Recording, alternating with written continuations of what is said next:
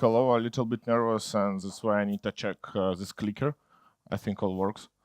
And I want to say it's really complicated conference because I was on 3 different after parties on the last 3 days. And it was hard, but I hope we did it, and I'm happy that today's last party. And the city is really nice because when I walked on the city, I found this one, and I can say it's look like previous after parties. And usually I monitor Wroclaw hashtag on Twitter, and I found that the dog can drink a beer. So hello, Wroclaw RB. It's my first time in Poland.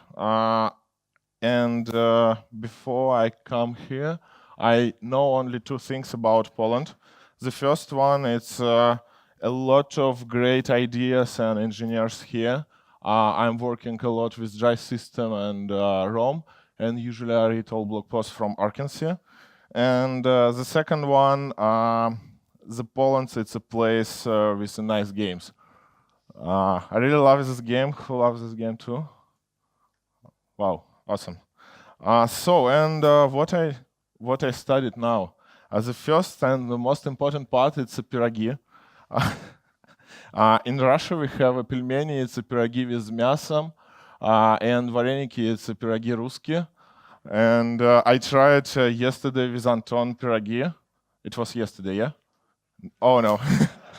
It was 2 days ago, no? No, it was yesterday. And it was funny because usually in Russia we have a really small пироги. It's like something like this. But yesterday it was something like this. And it's nice. And also I found the best implementation of state machine. Thanks for this conference. It looks like this.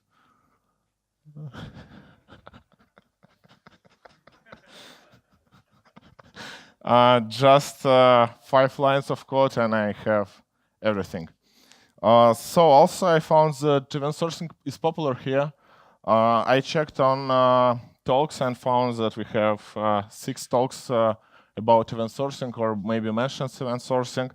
But unfortunately, memes is not popular because I found only 3 talks with some jokes and memes.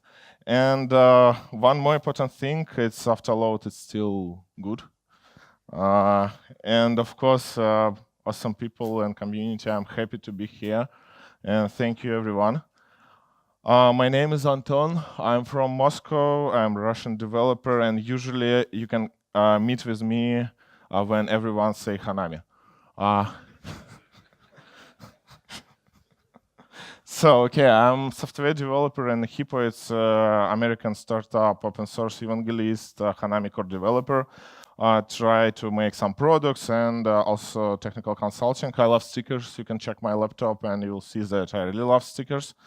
And if you want to talk with me, we can talk on some different terms. For example, about coffee. And I'm really happy to see it's the first conference where I can drink coffee a lot because it's a great coffee. Some beer, and I'm happy to see a lot of craft beer here.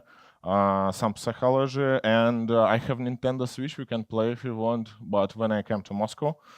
And also, I love draw images for my presentations. That's why we can talk about it. And all images here, it's drawn by me. And also, I love bad stories. And when I'm preparing to this presentation the first time, I tried to make a story.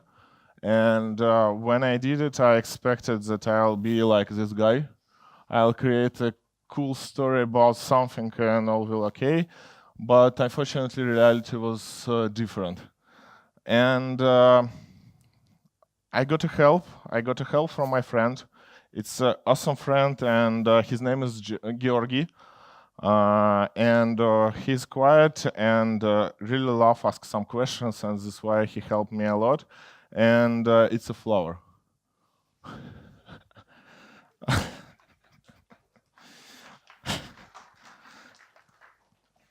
But anyway, today we will talk about events. Events is cool. I draw this event, and events everywhere, like state machines, but events too. And sometimes we need to catch these events and do something with it. And the first example, I really love this example. I imagined it a few days ago. Ask some people, and it's a Git. For example, Git, it's okay. One more question: who know what is it, and who use it? Awesome. So each commit in Git, it's something which was happening.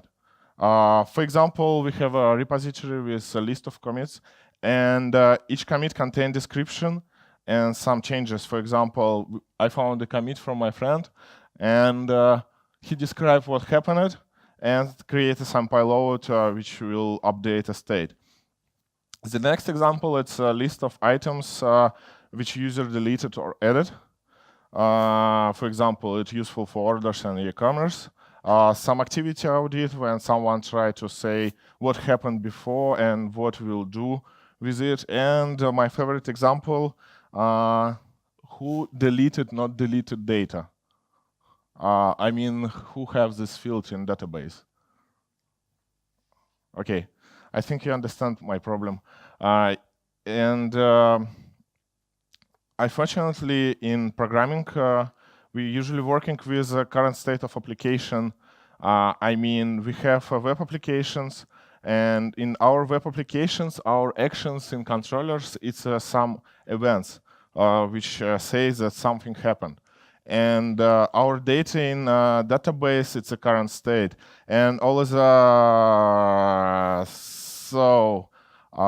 Georgia sometimes asks questions, and I don't know how to answer on this question because he asked what will happen with it, and I think if we will do this stuff, we will get something like this. And what's the general idea? The general idea it's store in your persistence layer. It can be anything. What happened instead of current state of your application. And after that, you can get a state of your application anytime, anywhere, without any problems. And the first question where we need to store all the stuff, and usually in some ecosystems, it's called event storage. It can be anything like Oracle, MongoDB, Kafka, Datomic, anything, Postgres, Redis if you want, and in memory. And we have some rules about it. The first rule, event was happened. The second one, it's immutable objects. I mean, you can't delete or update event. And what does mean? When you put when you have event store, it's like a list, for example, and you put something into table, you can't you can't update this event. You need to create one more event, which will update a state for your application. And that's why you need to put only valid data into your events. And for example, you have this situation, you have user, web application, some store, and user create event from real world.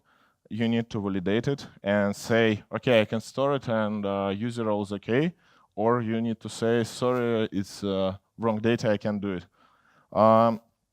The next important stuff, it's because we have immutable system with immutable data, we can't update it or maybe rename something or delete something. We need to think about data evolution. And what this means, for example, you have event storage and you have a small startup and you choose event sourcing like general architecture for some part of your system, and you store some information about users and you store a first name, and for example it's Anton. But but after some time, for example some years, someone from management say, hey, we don't need to store first name, we need to store full name. And in this case we will got a problem but because we can break application. And how we can do it? We can use optional fields, binary data structures with different versions, and also we can find more in this book. I'll show this book 5 times on my talk, I think, because it's a really great book about data, how to work with data, and etc., etc.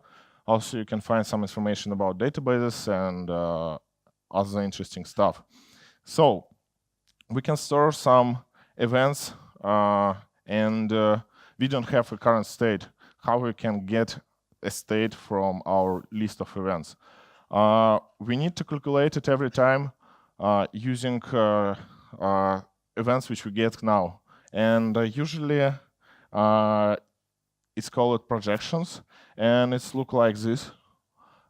It's a function which take three different parts, three different arguments. The first one, it's a function. Usually it's like a block which we used in mob function and Ruby method or each. The second one, it's events and initial state. And as you can see, we can, so it's a pure function, because when you put events and initial state, you will always get a new state every time. It will be same. And how it works? Usually we have event store. We put something new about user, for example, and his name. And after that, we understand that we need to update this name to something else. And we update name, and we have a list of events. We don't have a current state. We don't know that user have a new name, but we know what happened with user on this time. And we start from empty initial state, and we go by events, go, take name, it's Anton, take a new event that name was updated, update the name in our current state, and return a new state. Of course, it looks slow. And the problem here, we compile current state every time, and it's hard if our application lives 2 years, maybe 10 years, it will be extremely slow. And no, again, I'm sorry, he really loves some questions, and I don't know how to answer it again. But how we can fix this problem with faster calculating state? The first idea is streams. And for explain what is it, I draw this party bus. It's a two different party bus where you can take some ice cream. And for example, we have a system which says how to sell some ice cream to children, maybe not children. We have a list of events, and for calculating how many ice creams we sold in the first bus, we need to calculate all events for all party bus, and get a state for one, maybe all buses in our system. And instead of this, we can say that event for bus 1 have a stream bus 1, and all events which related to second bus will have a stream bus 2. And after that, when we get events, we can say, please give me events for specific stream. In my case, it's a bus number 1. And instead of all streams, we'll get only related to stream and to bus events. And after that, instead of calculating 6 or maybe 10 events, we will calculate only 3. And the second bus, you can use it too. You can take events for second bus too. And one positive side, you can process less events, and it will be a little bit faster.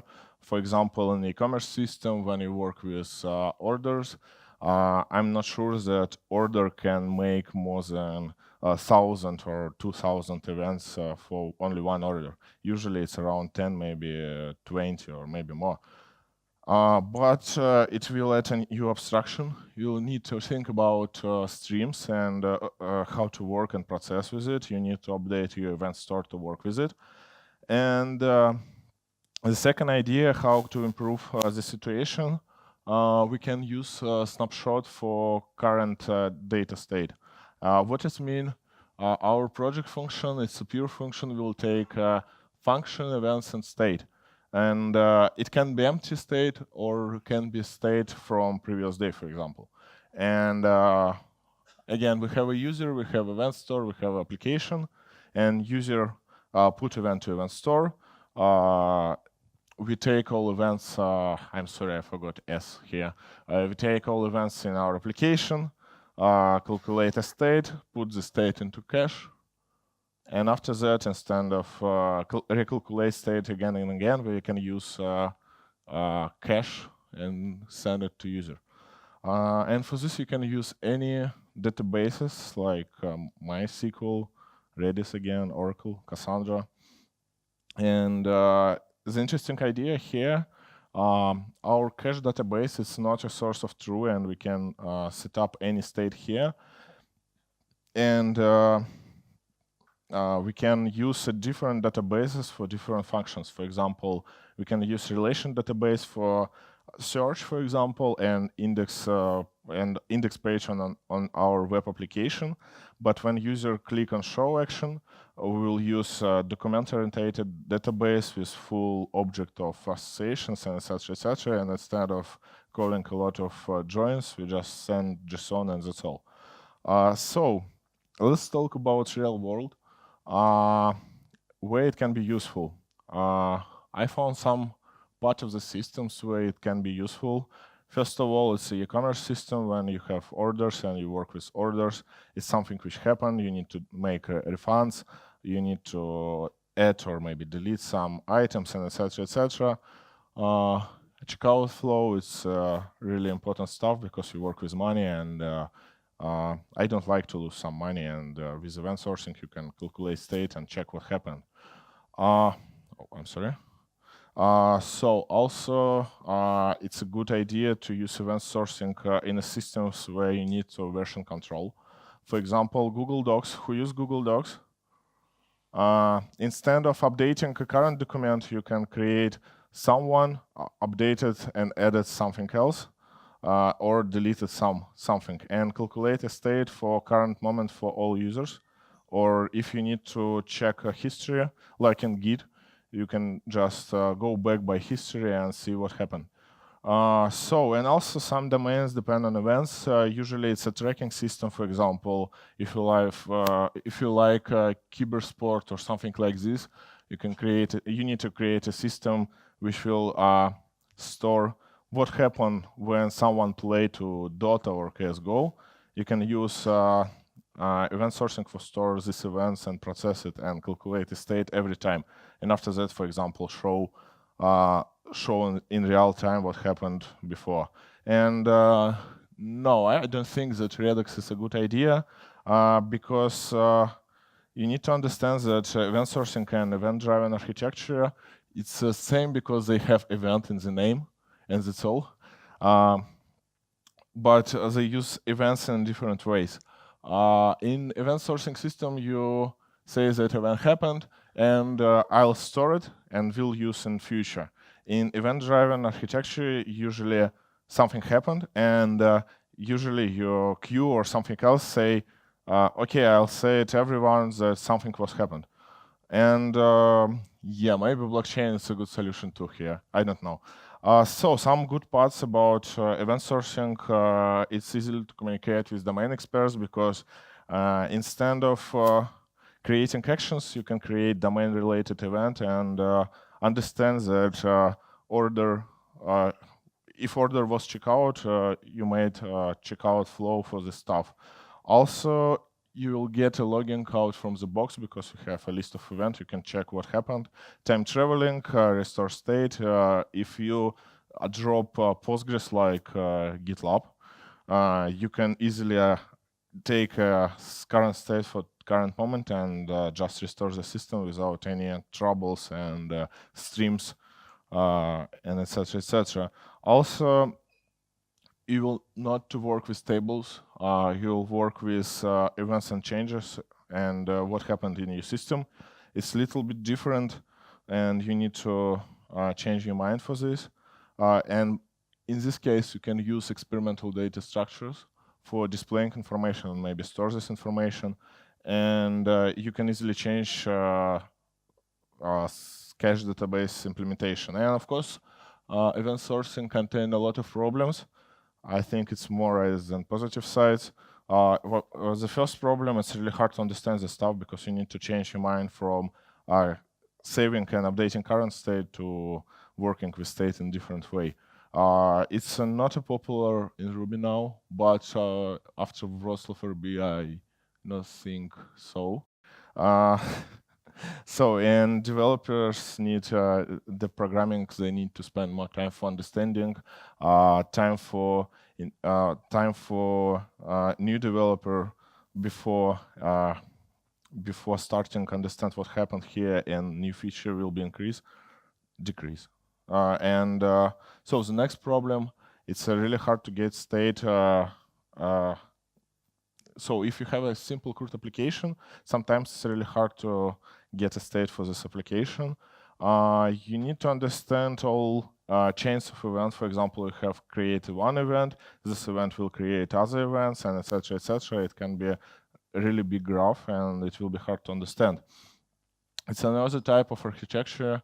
You need to different database structure. You need to think about versions and versions compatibility, about data evolutions. It's more about distribution problems.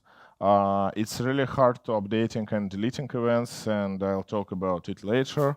And some advising topics, maybe it will be interesting, how to display data as soon as possible. For example, we have orders.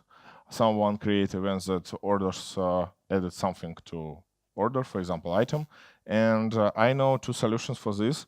The first one is instead of displaying data, you can cheat user. How it look like? You have a client, you have web application and event store. Clients say, okay, I want to add something to my order. You validate a state. And after that, you put event and return a success result, and client will show what user added only on client side. I mean, user don't need to take information about new item because he has it in a client. It's like optimistic UI. The second solution is WebSockets and long pooling.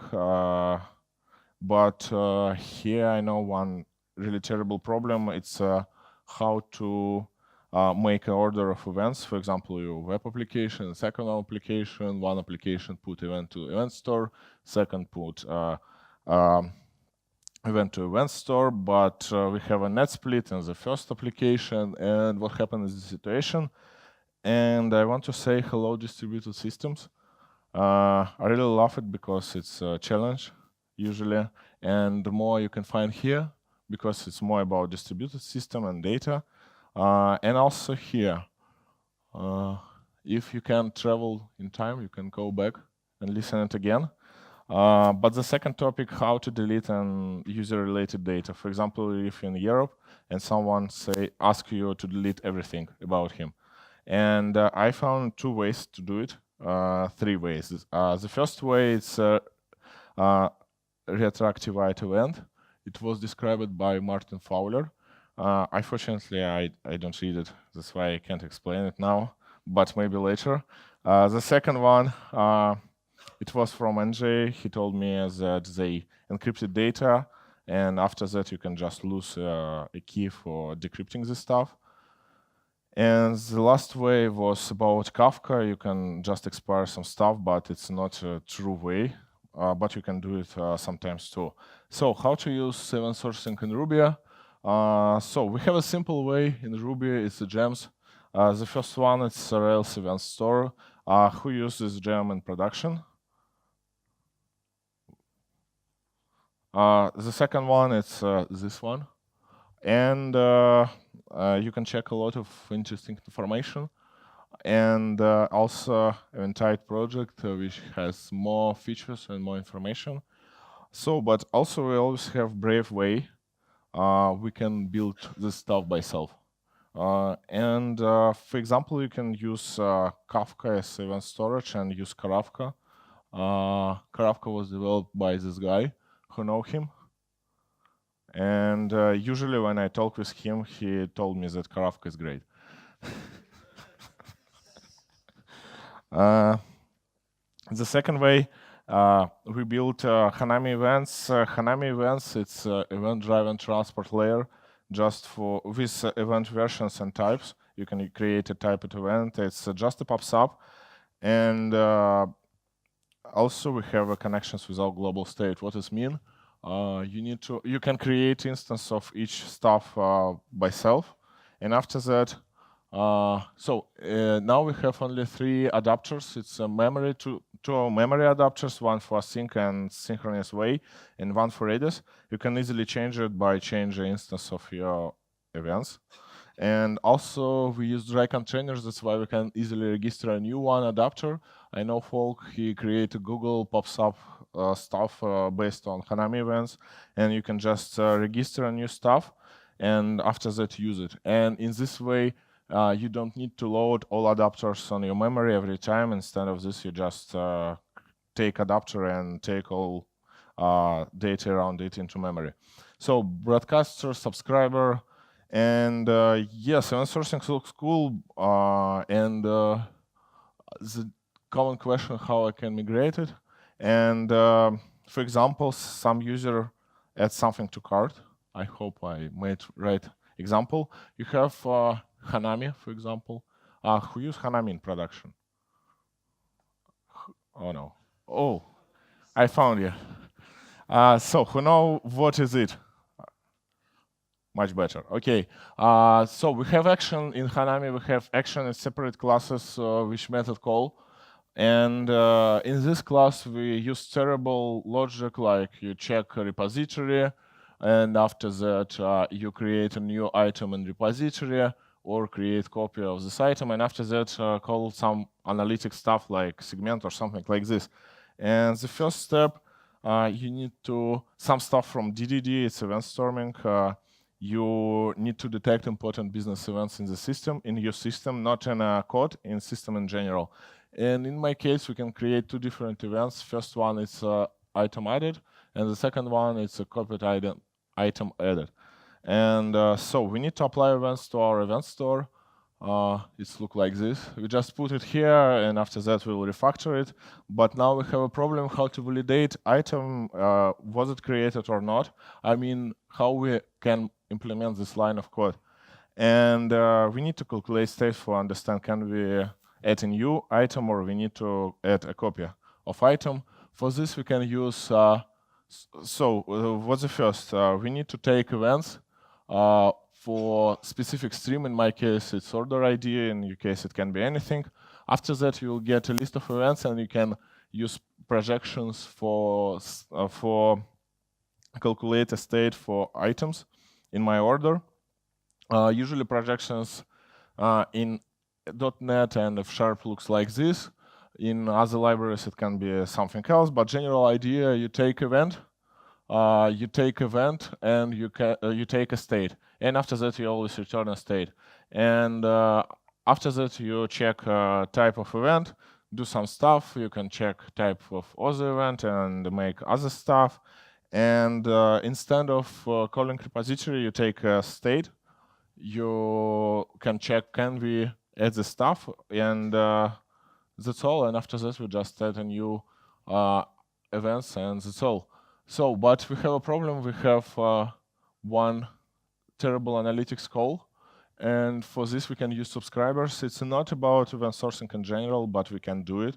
For example, we can create some subscribers and detect what happened with our item. It was added, it was removed, and etc., and create some stuff and analytics logic around this. And in our case, new code will look like this. And the last step, it's move this terrible logic to other place. For example, to model. So what's the profit of this? I'm sorry, it's a profit. It's our profit. It's not a profit of this, it's just profit. So, and some small tip, we can use event sourcing like only one small part of our system. For example, don't create event sourcing system for users or some other stuff, but create it for orders or maybe a game or something like this. And what next? The next is Sega. Oh, I'm sorry, it's a Saga. It's a Saga pattern. Who know what is it? Wow, awesome. So it's about long business transactions. For example, you try to order hotel on a booking. It's a long way, and I found this image. So it's about how to order a business trip, and it's funny situations that you need to process all the stuff, and if you fail on one of the steps, you need to roll back. And the interesting stuff that Saga is a state machine. You can implement it by state machine. So what's the next? Next it's SQRS. It's about you have read model, write model, and work with it. And also, I really suggest to looking outside the Ruby world, because you can find a really interesting GitHub project. It's awesome DDD. And if you check it here, I tried to find something about Ruby, and as you can see, I found nothing in all this project. So that's why sometimes I'm looking to some implementations. And for example, I have a repository. You can check it. I trying to understand how F# guys made event sourcing and build something similar in Ruby. Take some ideas from this implementation to my presentation. And the next step, it's DDD, who know what is it. And I think Georgie know what is it too. So we can use DDD for store business, for detect what kind of events we can store. We can split system by domains and make it easily. And of course, I'll suggest this book. I remember that when I read this book the first time, my face was like this. Also, if you like F# language and .NET, you can read this book. It's a good book too. And also, usually, if you think that event sourcing is more about asynchronous way, you need to understand distributed systems and the problems. And I'll suggest this book again. And some conclusions. It's just small conclusions. Sometimes event-based architecture can win, and sometimes not. It's not a silver bullet. It's just the idea how to process your state of your application. Event sourcing is simple as conception because, for example, we use Git every day, and for us it's simple when you use it 2 or maybe 3 years. But when some junior developers will come to new project and never try Git before, he will get some troubles. And that's why this conception introduces a lot of practical problems, data evolution, ordering, and etc., etc. And of course, event sourcing is really expensive, and expensive in money, expensive in understanding, and developers, and etc., etc. And I think it's the most important part. Event sourcing is not about distributed systems, and it's not about how to communicate with different microservices. It's about only state. And I think event sourcing will be a trend in the future in Ruby world. And if you don't trust me, I made this slide. And thank you, that's all.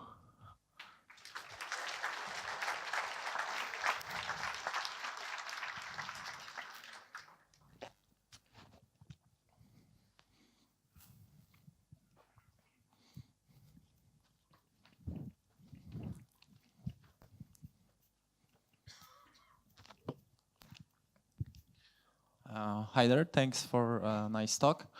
I have more like an annotation to what you said, because you presented how to comply the right to be forgotten when you have an event sourcing system, and you've mentioned that you can just encrypt the data and just lost your keys.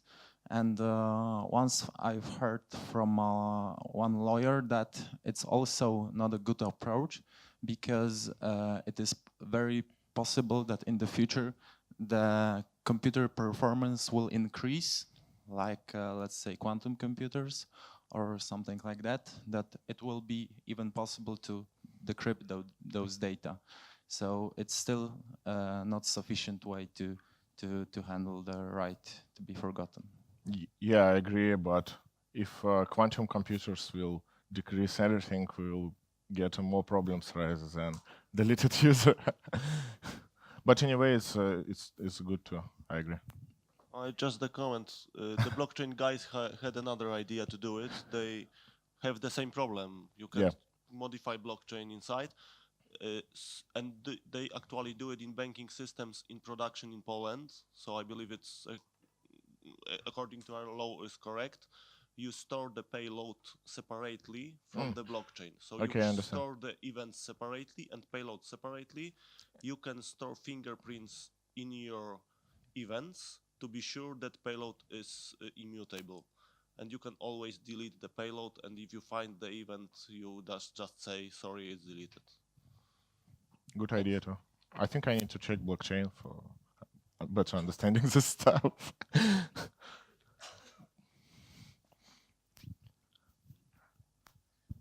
Hey, nice talk, thank you. So my question is, I know when you want to have a current state, you make a snapshot, right? So what about the searching?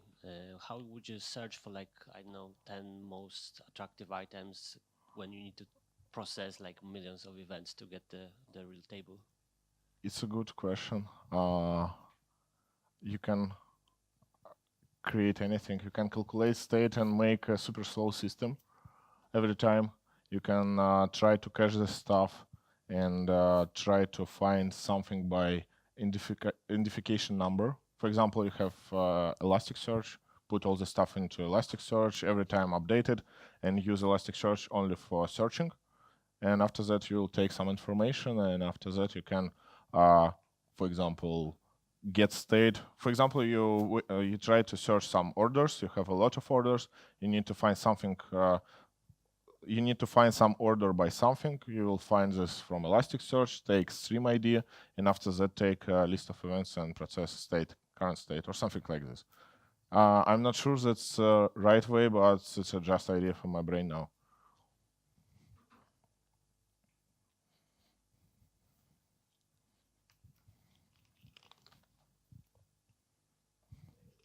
Awesome talk.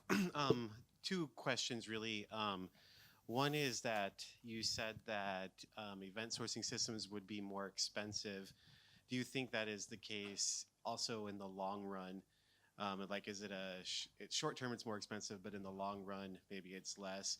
And then also, how do you think we could get that cost down? I'm obviously a big proponent of building systems this way, but how do we make that lower cost? Okay, I understand the question. So the first part, I think if you're a small startup and you try to find some money to the next round or something like this, you can live without it because really you need to spend more time for building rather than usual CRUD. You just need to prototype and take and check on your features to understanding will it can you make some money with this new feature or not? And in this case, it can be slow to use event sourcing. And I think that a company which switch to this stuff, they know that it will be. They know these problems and usually say, okay, we know these problems, we know how much we will pay for this, but we can pay for this, and in future it will be better for us. And usually also it's funniest stuff about event sourcing. I know some folks. One of this is it's my friend from Russia. He worked with Java before, and I explained all the stuff for preparing the presentation. And he told me, "Oh, it's called event sourcing. We use the same thing, but we don't know what is it." And usually, I think some developers, for example, if you're working with not a trading, you're working with a tracking system, you track what happened on a game, for example, you're working a similar way. You store events and try to work with it. And I think in some parts it will be cost a lot, but you can pay for this. But in other parts, it will be cost a lot, and you don't need to pay for this. It's like a blockchain. You can use it everywhere, but you're sure that you need to use it. And the second question, how to make it less costs. I think it's a problem in two, maybe three different ways. The first one is learning. I really love what Arkansas do with it. They made a lot of blog posts. They made workshops, conference, and talk about it. And for example, if you don't know what is it and start working with it, the time before you're understanding what will happen in the system, and the first feature will be will be more rather than developer who know what is it. And teaching it's a good idea to decrease cost for event sourcing. Also, I think it's a good tooling too, because sometimes you need to spend a lot of time for debug the system and understand what happened. And that's why I think tooling it's a good idea to decrease the cost too. And I don't know. I think I need to think more about it to answer the question more. Any other questions? So, thank you. Thank you.